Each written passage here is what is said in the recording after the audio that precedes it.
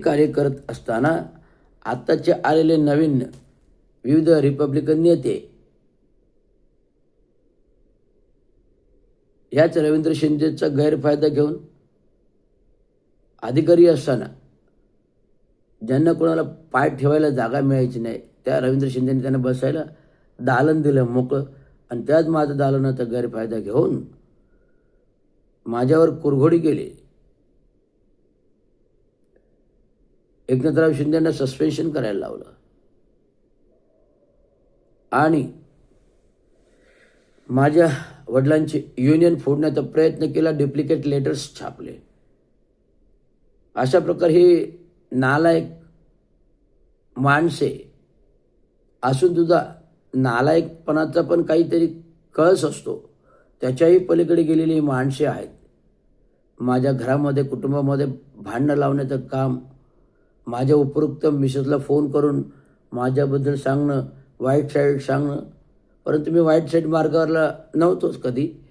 मी माझं प्रामाणिक काम भलं आणि समाजसेवा भली, बाबांचं कार्य भलं आणि लोकांना चांगलं उद्योग द्यायचो, निर्माण करायचो.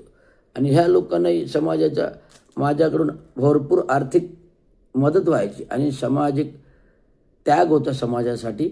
आणि अशा माणसाचा अधिकारी म्हणून वर बसलेला असेल त्याला कारवाई करून सस्पेन्शन करायला लागलं. सपोर्ट राजकीय आणि आयुष्यातून उठवण्याचा प्रयत्न, आत्महत्या करायचा प्रयत्न. रात्रभर कोविड कालावधीमध्ये ज्यावेळी घटना घडली, मी माझ्या घरी माहिती करून दिली नाही, पण माहिती ह्या लोकांनी सांगितलं आणि मी रात्रभर रडत बसलो. तसंच आपले एक शिक्षक आहेत चंद्रभान आझाद, त्यांच्याही घरी असंच लावायचं काम केलं.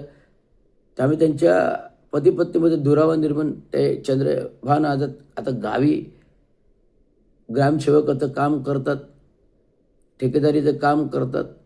त्यामुळे हे कुटुंब कोणाची उद्ध्वस्त करायची, कशी करायची, कशा प्रकारे करायचं घरदार उद्ध्वस्त, तर ह्या नीच लोकांना चांगल्या प्रकारे माहिती आहे.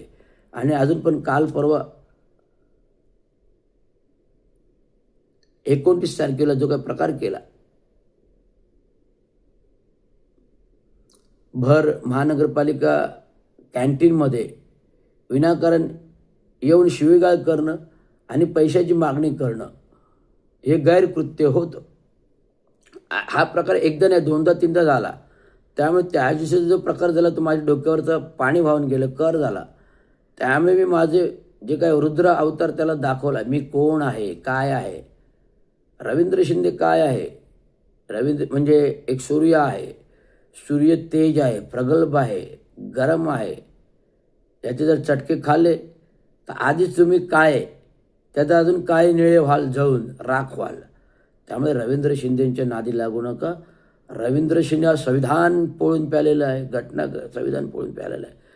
त्यामुळे कायद्याचा रक्षक आहे, कायद्याचं भक्षक आहे, सर्व गोष्टी शासकीय कायद्यानुसार करतो. त्यामुळे विनाकारण बदनाम करायचा प्रयत्न हे भास्कर वाघमोर यांनी जो काही केला त्याला तुम्ही ठाणं सोडून द्यायला लावणार. हा माझ्या काळ्या दगडावरची पांढरी रेग आहे. त्याला वाटलं मी काही करू शकत नाही. बघा, मी एक सुसंस्कृत माणूस आहे, सरकारी खात्यात एवढ्या मोठ्या पदावर राहिलेला आहे. त्यामुळे एवढ्या मोठ्या पदावर राहिलेल्या माणसाची लायकी काढणं चार चौघामध्ये कितपत कोणाला पटलं असतं. माझी मिसेस नेहमी मला सावध करायचा प्रयत्न करते की अशा लोकांपासून सावध राहा, अशा सावध राहा, हे तुला बुडवतील, हे तुला बुडवतील, हे तुला बुडवतील. मी मिसेसचं ऐकलं नाही. माझा समाज आहे, चुकला तरी माझा समाज आहे, झुकला तरी माझा समाज आहे, कोणी अंगावर आलं तरी माझा समाज आहे. हे भावना ठोक्यात ठेवताना मी सावरून घेण्याचा प्रयत्न केला, परंतु माझ्याच घरावरती कुऱ्हाड मारण्याचा प्रयत्न या भास्कर वाघमोर आणि प्रमोद इंगळेंनी केला. माझ्या उपवृक्ष करायचे, दाखवायचे आणि गडकरी इंगळ्यांमध्ये माझे युनियन फोडायचा प्रयत्न केला. मला मिलिंद कराडे माझे मित्र, काँग्रेसचे वर्गमित्र, यांनी सांगितलं, रवी या लोकांपासून सावध राहा. एक खेडे पाटील आहेत, हे या लोकांना फितवले युनियन फोडून काढतील, तोडून काढतील, बाबांचं नाव खराब करतील. हे सत्य झालं, परंतु बाबांचं नाव खराब होऊन देता कामा नये आणि मी ते दिलं पण नाही आहे. कारण तेवढे प्रगल्भता माझ्यात आहे, संविधान आहे, घटना आहे, बाबांचं कार्य सत्य आहे. त्यामुळे कधी नाही. जर मी माझ्या खात्यामध्ये अभियंता राहिलो आहे आणि जर मी कर्मचाऱ्यांसाठी भांडतोय, कर्मचाऱ्यांची युनियनवर भांडतोय, तर युनियनला जे काही आर्थिक खर्च लागतो तो मी अधिकाऱ्यांनी माझ्या मित्रांकडून इंजिनियर्स लोकांकडून स्वतः हाताने मागून घेतो. विविध पत्रकार मीडिया आहे, विविध पेपरवर्क आहे, विविध धावपळ आहे. असं काय युनियनच्या आंदोलनाचा मोर्चाचा भाग मी वर्गणी रूपामध्ये माझ्या मित्रांकडून इंजिनियर्स लोकांकडून हक्काने मागून घेतो. तो अधिकार आहे. जर त्यांच्यासाठी मी करतो तर त्यांच्याकडून 1500 वर्गणी घेणं हा माझा अधिकार आहे, तो घेतो. त्यात काही काय बेरे नाही. आणि 1500 घेतल्याने मी माझं फार मोठं घर चालणार आहे असं पण नाही ना. मी ऑलरेडी खाऊन पिऊन सदन आहे.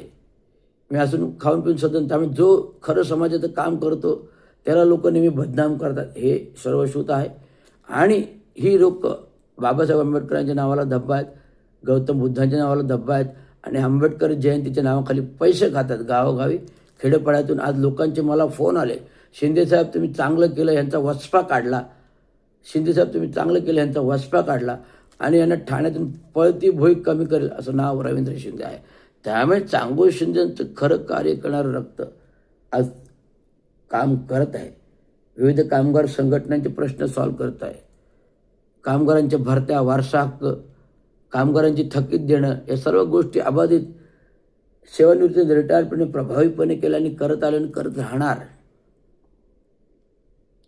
आता पुन्हा एक नवीन आंदोलन घेतलं सफाई कामगारांच्या हक्काच्या घराचं. 30 तारखेला मोर्चा ठरवला होता पण प्रशासनाने मान्य केलं.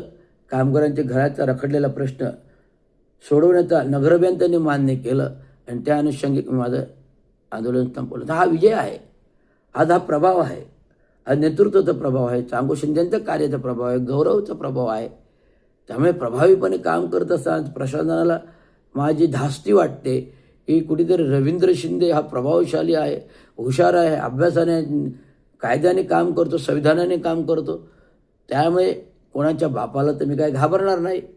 कोणी काही येईना, कोणी किती का मोठं येईना, मुख्यमंत्री असतो, राष्ट्रपती असतो, राज्यपाल असतो, मी संविधानिक काम करतो.